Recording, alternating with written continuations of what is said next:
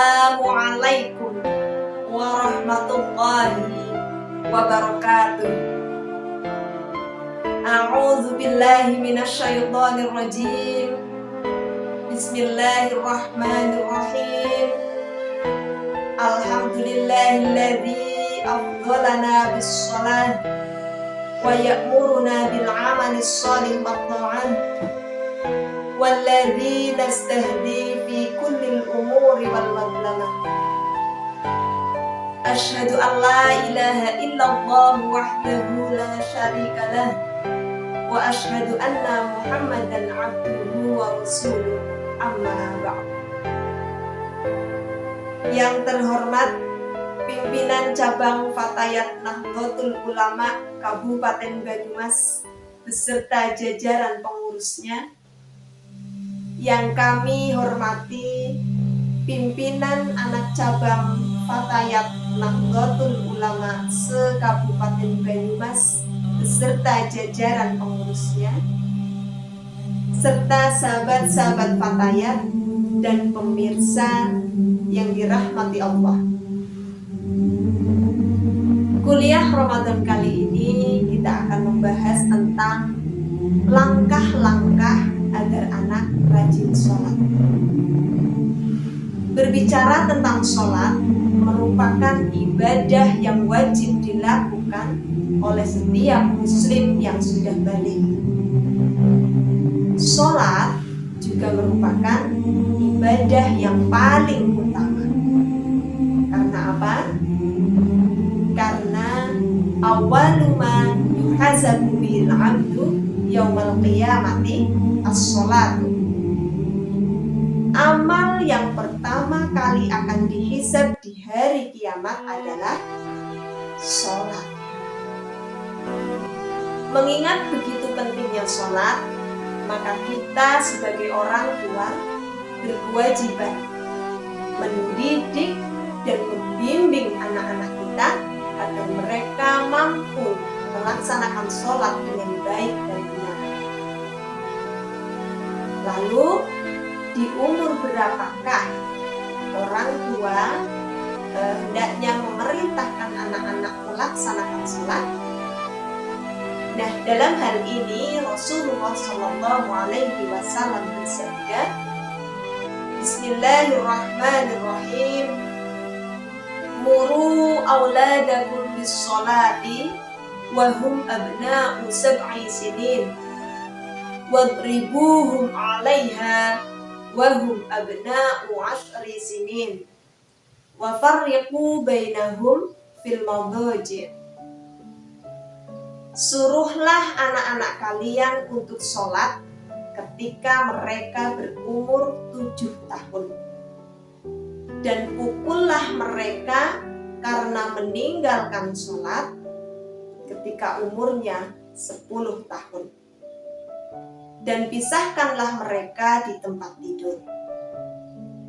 Sahabat, dari hadis tersebut dapat diartikan bahwa sebelum anak berumur 7 tahun, orang tua sebaiknya sudah mulai mengenalkan tentang sholat.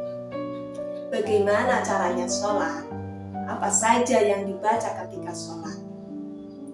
Dan di umur 7 tahun, kita diperintahkan menyuruh anak-anak melaksanakan sholat.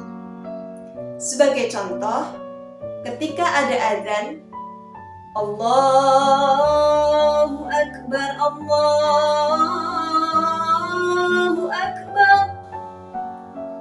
Nak, sudah waktunya sholat. Nak, ayo kita sholat berjamaah. Orang tua menyuruh dan mengajak anak-anak untuk sholat bersama. Dan di umur 10 tahun, anak kok meninggalkan sholat dengan sengaja, maka orang tua diperbolehkan memukul. Tapi dengan catatan, memukul dengan pukulan yang mendidik dan dengan pukulan yang tidak menyakitkan pada anak. Tujuannya agar mereka jerah, agar mereka tidak mengulanginya lagi. Pemirsa, dimanapun Anda berada, yang menjadi permasalahannya di sini adalah di era milenial saat ini, mendidik dan membimbing anak-anak agar bisa sholat 5 waktu dengan konsisten itu membutuhkan perjuangan yang lebih. Karena apa? Karena di zaman modern seperti sekarang ini, anak-anak kecil saja sudah memegang HP. Kadang malah sudah kenal dengan game online. Belum lagi ada hiburan televisi dan hiburan-hiburan yang lain yang kadangkala semuanya itu bisa menjadi hambatan tersendiri bagi orang tua. Nah, untuk menyiasatinya ada 6 langkah yang perlu dipraktekkan orang tua agar anak bisa konsisten dalam melaksanakan sholat. Langkah yang pertama adalah dengan pendidikan dini. Bekali anak-anak kita sedini mungkin dengan ilmu agama, terutama dengan ilmu tentang sholat. Syarat dan rukunnya mereka harus paham, dan berikan pengertian kepada mereka apa tujuan dan manfaat dari sholat itu sendiri, agar mereka paham dengan baik. Ketika mereka sudah paham dengan baik, diharapkan mereka akan mencintai sholat itu sendiri. Dan langkah yang kedua adalah dengan keteladanan dan pembiasaan. Orang tua hendaknya memberikan contoh yang baik. Usahakan jaga waktu sholat kita dengan baik, dan sebisa mungkin ajak anak-anak untuk selalu sholat berjamaah bersama kita, agar mereka terbiasa dengan hal ini. Kenapa kita harus mencontohkannya terlebih dahulu? Karena anak merupakan peniru ulung terhadap orang tuanya. Oleh karena itu kita yang mencontohkan yang baik-baik terlebih dahulu. Kemudian langkah yang ketiga adalah ingatkan selalu anak sholat. Orang tua jangan pernah bosan dalam menyuruh anak-anak sholat, karena itu memang kewajiban kita.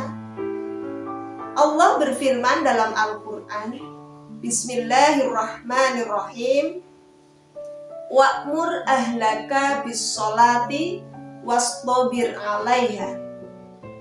Perintahkanlah keluargamu untuk melaksanakan sholat dan bersabarlah dalam mengerjakannya. Pemirsa, dan tersebut dikatakan wastabir 'alaiha, tidak hanya wasbir, tapi menggunakan kata wastabir, ada huruf toknya. Hal ini menunjukkan ketika menyuruh anak-anak sholat memang membutuhkan kesabaran yang lebih. Tidak sabar biasa, tapi membutuhkan kesabaran yang berlipat-lipat ganda. Kemudian langkah yang keempat adalah berikan pujian atau hadiah. Ketika anak-anak kita sudah mampu melaksanakan sholat dengan baik, bisa konsisten, maka orang tua jangan malu untuk memuji anak-anak kita, atau sesekali bisa memberikan hadiah kepada mereka. Contohnya mukena yang baru atau peralatan sholat yang baru. Tujuannya agar mereka lebih bersemangat lagi dalam beribadah kepada Allah. Dan langkah yang kelima adalah pilihkan lingkungan yang tepat untuk mendukung dan menguatkan pendidikan dini dan pembiasaan yang sudah diterapkan dalam keluarga. Doronglah anak-anak agar mau bergaul dengan orang-orang yang mencintai sholat, karena pergaulan sangat berpengaruh pada kepribadian dan karakter anak.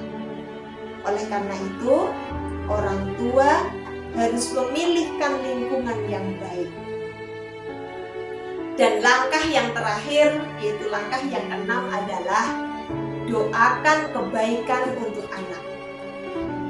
Doa merupakan jurus yang paling ampuh, jurus yang paling jitu untuk menggetarkan hati anak.